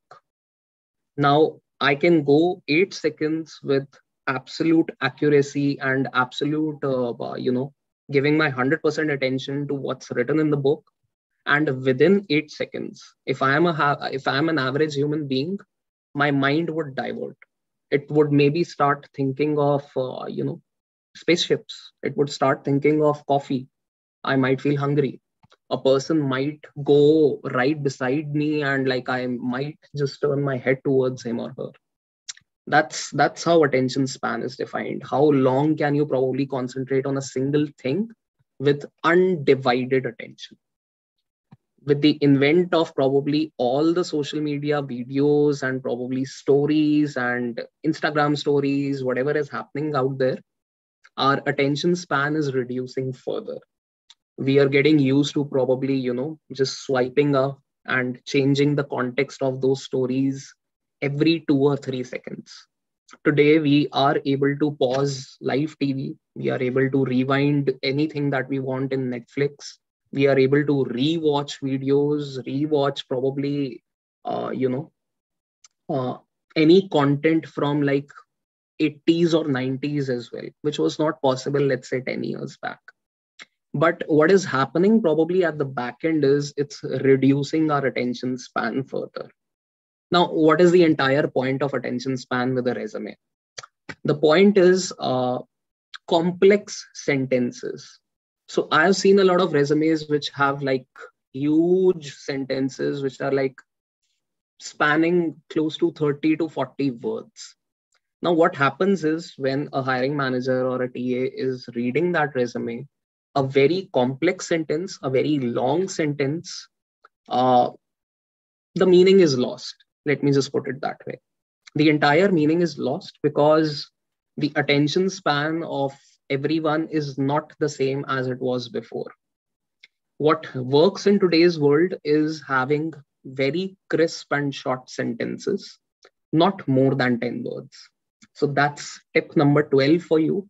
Avoid sentences which have like greater than, let's say, 10 to 12 words. I'm not saying like this is a showstopper. Of course, if you're not able to articulate what you have to say in less than 12 words, you can over exceed it. but try to not do it. That's the point. Overly complicated sentences, which is probably the next resume tip as well. Dr. Shashi Tharoor, I really admire him in terms of his intellect, in terms of whatever he's doing right now as a political figure as well. But if you probably read this tweet from 8th May 2017, this resume tip is more about like articulate the way you speak. So you don't necessarily have to use, very complex words just because you want to sound smart. Now, the point is Dr. Shashi Tharoor is smart and he speaks like this in his normal day-to-day communication as well. But I know I do not. I assume that most of you also do not, because it's really complicated for probably the average reader or the average writer. So if you can write or articulate in the way you speak and do not use very complex sentences or probably complex words as well, that is going to work on you. That is going to work in your favor. So that's tip number 13 for you. And this was probably number 12. Not more than, not greater than 10 words in a sentence or 12 words in a sentence, and not a lot of complex words as well. Please keep this in mind. It does matter a lot. Next one. Okay, this is number 14. This sign stands for indentation. Indentation, again, I think this is very relatable to the other pointers. It's very important for readability. You need to keep your resume very clean. You need to include, probably spaces. You need to indent it properly so that the hiring manager is able to read that resume probably. And I've already told you, the average time right now, the industry average is close to 8 to 10 seconds. That's how much time is spent on reading a single resume. So make it very readable so that, again, someone does not lose out on probably what you have written inside your resume. Next one. Very closely related to the previous pointer, white space. These two things are exactly the same. Whatever words you see in probably both of these boxes, they are exactly the same. But I'm very sure you get the point, what I'm probably trying to say with this image. Do include white spaces. It's very important, again, from a readability standpoint. Next one. This is a funny one. The image reads, illegally parked cars will be fine. I'll repeat, illegally parked cars will be fine. Now, what probably the error in this image is, this word should have been fined, which means penalized, which means someone might have to pay if they park probably a car here illegally. But because of a grammatical error, because of a very simple grammatical error, now the entire meaning is changed. It reads as illegally parked cars will be fine, which means that you can park your car illegally here. So the resume tip attached with this image is avoid grammatical errors. Not even a single grammatical error should be present inside your resume. There are a lot of online tools which help you spell check. There is a by default spell check in MS Word and PDF and all. You can use that. But do pay attention to this, because if you're applying for a job role which very heavily depends on the way you speak, that is communication skills, some hiring manager or maybe some talent acquisition manager might not be very fine with you making a lot of grammatical mistakes. Very simple pointer, but very, very important pointer as well. Next one. This is again a hack. It's not something that I would recommend, on a permanent basis, but it's a small hack that do keep maybe one or two things, not more than that. Maybe one, maybe two, max three, which are outside your resume, but inside you. So this is an image of your inner self. And if you think about it, what is a resume? A resume is probably a description of your life, right? It contains your name, it contains your identity, it contains your education qualification, it contains your job experience, it contains your extracurriculars. More or less, it's about like, who is this person? What does his life look like? And how or why we should hire this person. It's a one pager for probably understanding who the person is without even meeting or seeing that person. Now, a lot of candidates, a lot of employees, and a lot of students, what they try to do is they try to include every single thing in that resume, right? And when you start appearing for interviews, which I believe you would start doing very soon, or some of you might have already, an interview is supposed to be a discussion. So it's to and fro, to and fro. It's a discussion. It's not like a speech that I'm giving right now, right? It's more of a discussion. And when a discussion is happening, a lot of hiring managers, they really want to know who you are rather than probably what's written in your resume. So this is a hack that maybe one or two things you can keep outside of your resume, so that you have talking pointers which are not included in your resume as well, right? Because inside your resume, the person has already read what you have done. But if you can charm them with something else, something extra that probably they haven't even read about, that they don't know about, which exists in you, it can work wonders, because everyone likes surprises. I think the human brain is like wired to like react to surprises in a very different way. So again, it's a hack, not more than 1 to 2 things, because again, the shortcoming of this is that if you exclude the most important pointers, your resume might not get shortlisted, right? So use it properly, but I think it's a good hack. Next one, we are very getting close to probably the end. This is number 18. And this is number 18, but the image is of 1. And what this image is probably trying to say is, keep your resume as a 1-pager. Again, this is a debatable topic. I have seen resumes as long as probably 3 or 4 or 5 pages as well. I've already mentioned what the average attention span or readability time for a particular resume is. You can probably read about this over the internet as well, but I would personally recommend, from my 8.5 years in corporate, keep it as a 1-pager. It's essentially important to keep it as a 1-pager. And I'll tell you why. Some of you might be on Twitter, right? I think Twitter is a very brilliant platform for communication skills.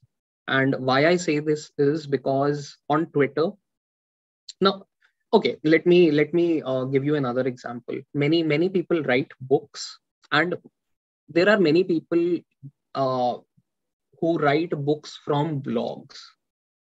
So first they write a blog, the blog gets very famous, and then they think, I should convert this into a book. But what they have done is they have extrapolated probably what they have written in a blog, maybe 300 words, maybe 500 words, to an entire book of 40,000 words, right? But the idea is same, the core idea is same. And maybe before a blog, it was just a tweet, right? It was just like 300 characters of what they wanted to say. What I'm trying to probably portray here is saying what you have to say in less number of words is a skill. I'll repeat, saying what you have to say, articulating it in a way that you use the most minimum number of words is a skill. I'll give you another example. In my own company, a lot of meetings go over time. So let's say a meeting is scheduled for 1 hour. Maybe it exceeds till 1.5 hours, maybe even 2 hours. Once there was a 1 hour meeting which extended till like 4 hours, right? Now, that's a very good thing, but it might be, one of the reasons for that might be because the people who are participating in that meeting are not able to communicate their thoughts in a very crisp manner. And that's essentially important. Saying what you have to say in a very crisp manner, using less number of words, is a skill. And it's a skill to really master. It comes with time. And if you have a lot to say in your resume about what you are, who you are as a person, what you have done, if you can articulate it better, put it under sections, and just complete the summary up in one pager, it's brilliant. The hiring managers love it. Next one. Okay, this image is of a detective.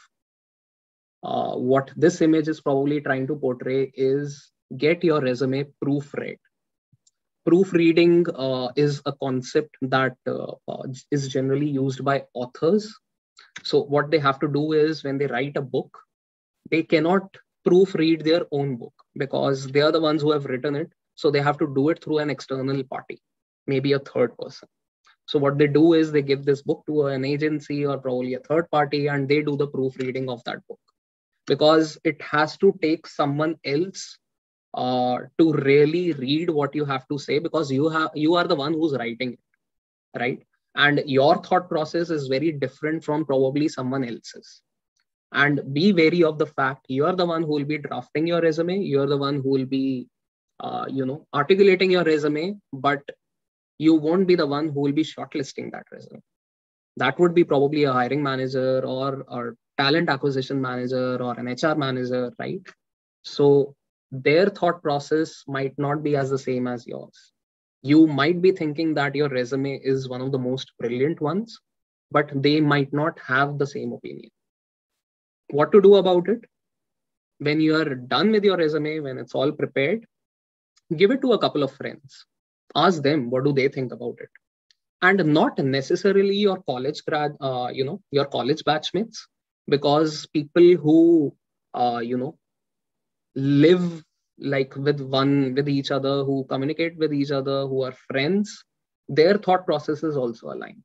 So it's best if you can send it probably to a cousin of yours, maybe a friend of yours who's not in the same college, maybe a mentor, maybe a senior, maybe a professor, right? And try to understand their thought process about your resume. That's called proofreading. And if you can get it done, you'll also have an external opinion about probably what your resume is trying to say, and not necessarily what you think it's trying to say. Great. Next one. This is very simple, I guess. The image is very simple. No clues needed to probably what it's trying to say. You should have both versions of your resume, PDF as well as Word. There are some, I think, companies which appreciate the Word format instead of a PDF format, because they can quickly edit it and probably send it across to someone.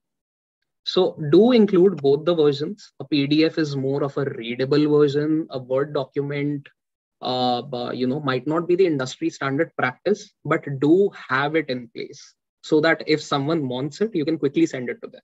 And there are a lot of online tools as well, which can convert your resume from PDF to Word or from Word to PDF within seconds for free. So it's not rocket science, it's very easy, but do keep both the formats with you. Next one. And I think this is the second last one. This is the 21st one. What this is trying to say, I think it's very simple. It's the icon for a video, right? How to play a video. But how would you probably connect it with a resume? You can have multiple resumes of yourself as well, right? I'll repeat, you can have multiple resumes of yourself. And it's I think it would be icing on the cake if you can develop a separate resume after you complete your first one in a very different format. And the more we are moving towards probably, the digital space that we are venturing into, the more technology adoption that is happening, people are also looking for creative candidates, for candidates who can have extra or more skills than probably the average candidate has. And a beautiful way to do it is like create a video resume of yours. And a video resume is nothing. So you don't have to like read out your entire resume in a video. That's not a video resume. A video resume is maybe a minute or 2 minute long video about who you are as a person, what you have done, everything that's probably included in the resume, but in a video format. So you do not have to read out every single bullet pointer out of your resume, but you have to make it in a way which describes you. And it has to be a little interactive, but you can try a video resume as well. This is something that's probably one of my New Year resolution is for this year, for 2022. I really want to prepare a video resume for myself, and I want to keep it very short. I want to keep it probably under a minute, 60 seconds. But I do want to probably create one so that maybe the next job that I apply for, I can use the video resume there. Great. I think this is the last one. And what this image, number 22, what this image is trying to probably say is, have you seen whenever you create a new Word document, the name of that document is created as new document 1, something like this, right? And I think a lot of people, what they do is in a hurry, because now they think that their resume is absolutely brilliant. They just send it across with the name as new document 1. I don't think it will play a very negative effect on a hiring manager or a TA manager. But if you can name it properly, Anuj Narang resume, that's it. Anuj Narang CV.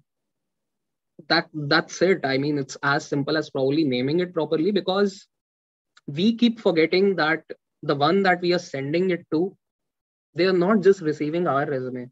They're receiving thousands of them, right? Even if you're using an online portal and uploading your CV, even in that CV, when it gets uploaded, the name of the file is present. And it takes a special effort to probably edit it, which I think more or less takes 5 seconds. But it shows that the candidate has cared enough to probably change that name and ensured that there is no confusion in the mind of the party who's receiving that CV or resume as to probably whose CV or resume it is.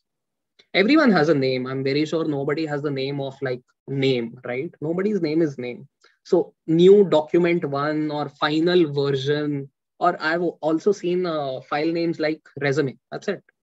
CV.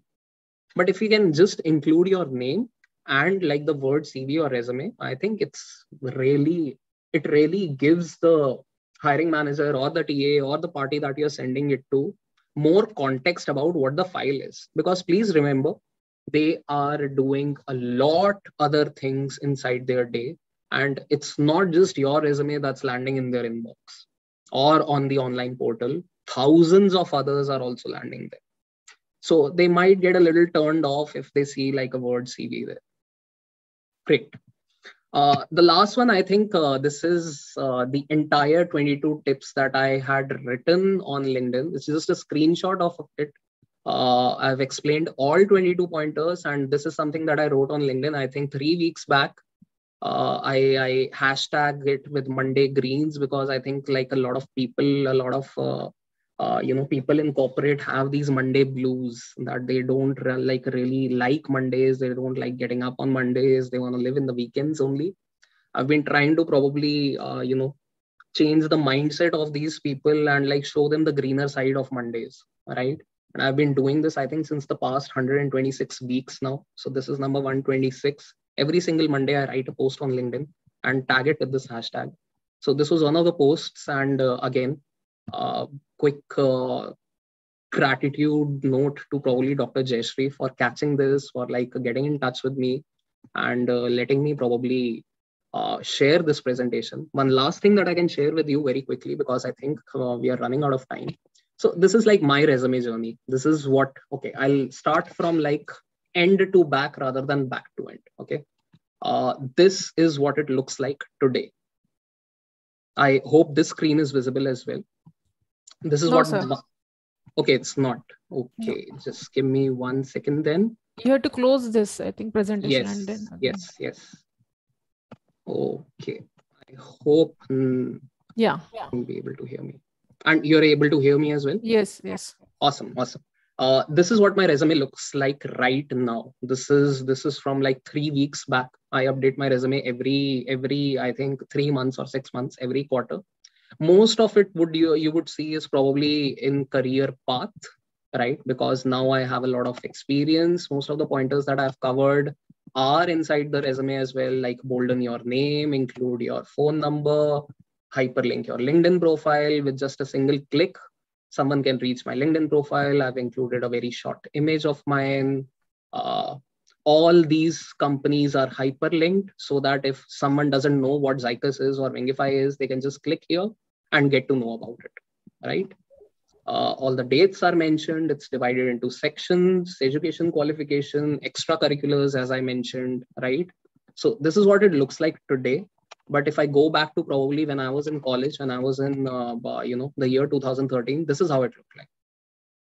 So it was very basic, very simple. I obviously did not know these tips and tricks. There is like more white space than probably there should be.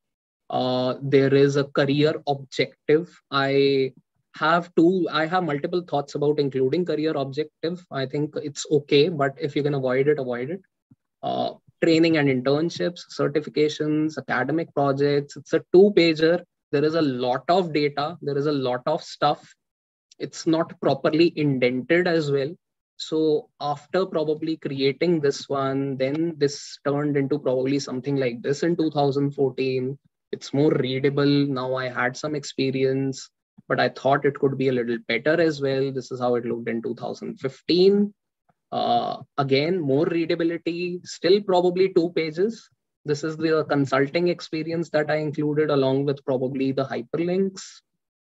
Then I thought to make it a little more better, but again, I couldn't avoid like making it for 2 pages. And this was a blunder. I included an extra page which said nothing. This should have ideally been removed. Then 2017, I finally moved to a 1-pager. So I tried to articulate what I wanted to say in a better fashion. Entire thing was wrapped up in probably a single page.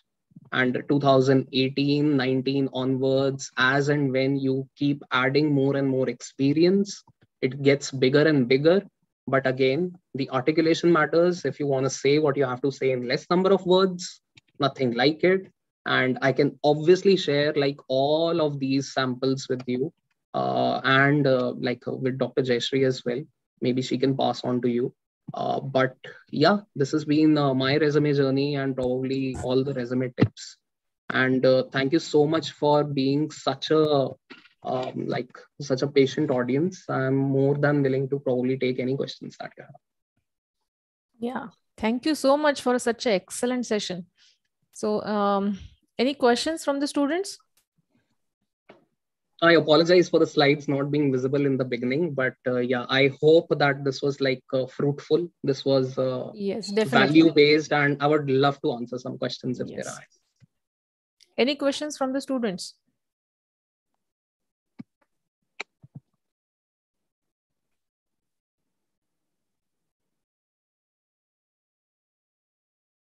I have one question actually. Sure. Meanwhile, students are thinking about the questions. I will go ahead. So the most of the students who have joined the sessions are UG students or maximum PG students.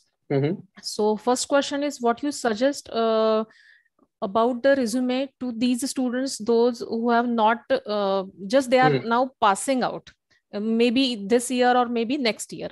This is the first question. And the second is, suppose the person is having more than 20 years of experience, 25 years of experience, then what you suggest that because there are a lot of achievements, there are a lot of experience, and in that case, it is very difficult to fit the resume in 2 pages. No, it's not possible. So what you suggest for both, in both cases? Great. I think I'll answer both your questions. I'll answer them in reverse order. So according to probably what you have said in the second scenario, if someone has 20 years of experience, now it matters how these 20 years are distributed. Now, someone might have worked in a single company for 20 years.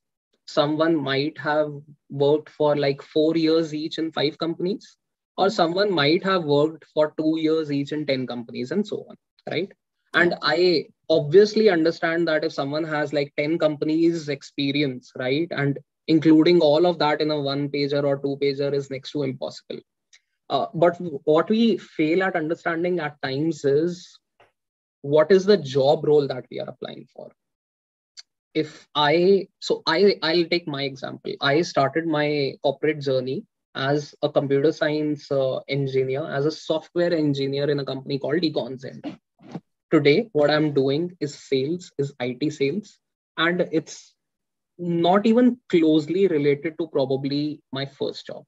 That was more or less pure play coding, and this is entirely sales. Now, if I'm applying for a sales job, maybe the next sales role that I want to apply for, I wouldn't want to emphasize on probably my Egon's Ender's achievements a lot, because that experience is not very relevant to the job application that I'm trying to send. That's a first example. The second example is, let's say I was working in sales back in 2013 as well. So now I have 4 or 5 companies, of which the experience, I've collected. And what now I can do is, maybe because after each job, your career trajectory goes vertically as well. So I might be a sales executive back in 2013, but maybe the next job that I'm applying for is sales leadership, right? And the leadership role should probably emphasize more on my leadership qualities rather than the executive's qualities. So I would want to highlight my most recent experiences, which portray my leadership qualities better, rather than, including 5 or 6 bullet pointers in my first job as a sales executive. That might not be very relevant, because it might not be very relevant to the person that I'm sending it to as well. He or she would be more interested to look towards what this person has done in leadership role rather than probably an executive role. So I would include more, more pointers, or probably, more articulation, more content around my recent experiences rather than the previous ones. I might include just 1 bullet pointer in my first job, probably a couple of bullet pointers in the next one, but the recent ones, I'll try to like make it a little heavy. And maybe probably coming to your first question, Dr. Jayashree, where you mentioned that most of the students are either UG or PG. So I understand that, you like the students wouldn't be having a lot of, corporate experience to probably highlight in a resume. I think my personal recommendation is that for especially undergrads, hiring managers, they select you on the basis of if you would be able to do the job that they want you to do. I'll repeat. They are looking if you are probably the right fit, the right person for handling that job role or not.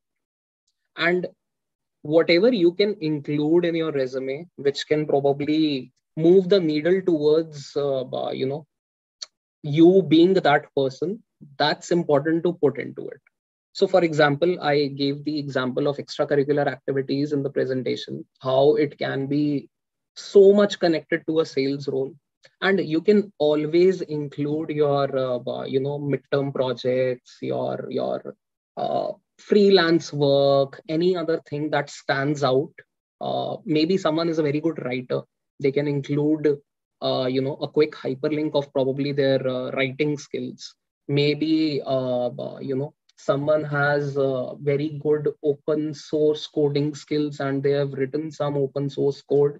They can probably include it in their, projects and probably consulting experience and so on.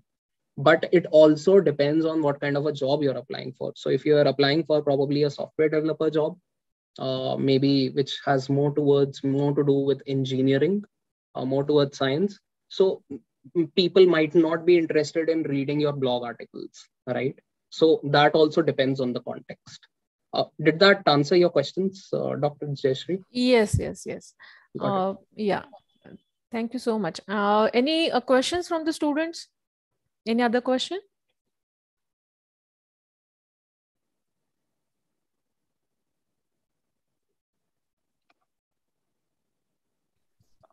Hello. Yes. Go ahead. It's Tapasya. Yeah, go Hi, ahead. Tapasya. Good Yes, afternoon. yes. Good afternoon, sir. Actually, मुझे एक पूछना था कि suppose there is one software company who gives you the email ID of that company and ask for mail your resume to this email ID. Sure. So, how student can go with that matter Sure. with their resumes? Can you please explain? Sure. So that's a very good question. Firstly, Tapasya, thank you for putting that. A lot of companies do that, and I think so. A lot of companies have a standard practice. So because things like favoritism might also happen in the corporate, and in order to avoid that, what they might tell you to do is officially email your resume to a particular email ID like jobs@xyz.com or careers@abc.com, right? What you need to do probably in this case, let me just put myself in this situation. What I would do is I would definitely send my resume. I would also include maybe a very good cover letter. And I won't include a cover letter as an attachment. I would include that cover letter in the body of the email itself and send it across, attach my resume and send it across. Now, this does two things. One is there are very few people who would care or bother enough to include a cover letter, right?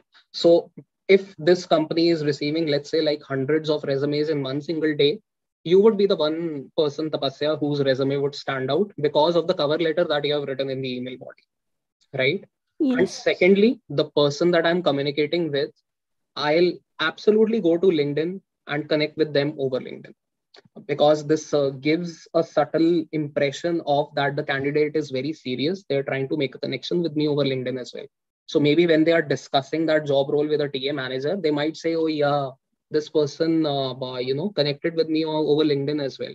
Something which I stated in my presentation as well. I think a couple of folks from Kaveri College itself viewed my LinkedIn profile, and I brought it up, right? Because it gave me that subtle message that people are like looking at my LinkedIn profile.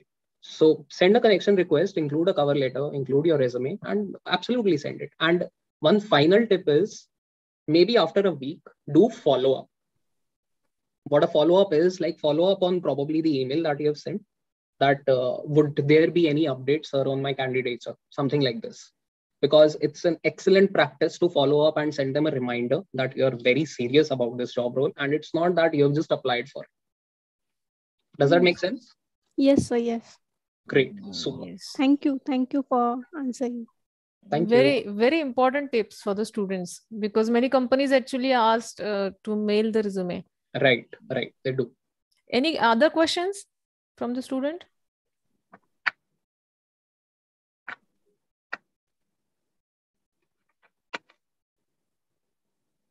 I think you have given enough tips to all the students. So they are now understood what is the importance of resume writing. So before handing over to the vote of thanks, I actually just now I realized that we can have one more session on the LinkedIn profile, how to prepare LinkedIn profile and how to many of our students actually don't have LinkedIn account also. So we have to motivate the student and we have to guide also how Absolutely. to prepare the So definitely we will have one more session in coming days or maybe months on how LinkedIn profile. So yeah, I'd love to take it, Dr. Jayashree, and I think that's something that probably I focus on a lot. So I'm like very active on LinkedIn. I can definitely. Yeah, observe that. And just now, actually, a few months back, actually, I was searching for the resource person who can actually deliver the session on the LinkedIn profile, how to prepare LinkedIn profile. So each and everything about LinkedIn. I just was searching. So now just I realized that you will be the right person for that. No, absolutely. I would love to take that. And it's very important, I think, for every single student who's in this call as well to have a LinkedIn profile. That's just a starter. It's free. It's not, you don't have to pay anything. You just have to sign up with your email ID, create a profile. That's it. Like you create a Facebook profile or you create an Instagram account or you create a Snapchat account. It's actually the same. The only difference is that so many business stakeholders are present on LinkedIn, you can't even imagine. Yeah.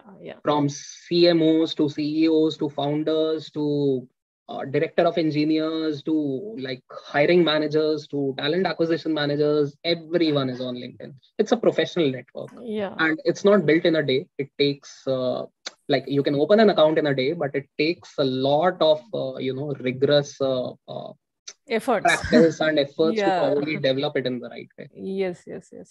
Definitely we will have one more session on this. Sure. And yes, I think no questions from the students now. So thank you so much again for such a wonderful session. And all these 22 tips are very important and useful to our students. So thank you so much. And now I invite Maitreyi to propose a formal vote of thanks. Maitreyi? Thank you. Thank you, sir, for your valuable guidance. All the tips you shared were very helpful, and I'm sure all my fellow classmates will have acquired the skill of writing a good resume along with other technical skills. Sharing your own resume journey has also helped us understand how a resume shapes up in the due course of time. So thank you for such an informative session, sir. Thanks a lot, Maitreyi. Yeah. Thank you. Yeah, thank you so much. And just one announcement for the students that tomorrow we are starting with the competitions at 10:30 a.m. sharp. So please join second day of Kaveri Science Festival at 10:30 tomorrow. So thank you so much. And today we will stop here. And thank you for joining the first day of Kaveri Science Festival 2021-22. Thank you so much. So students, you can leave the meet. Thank you.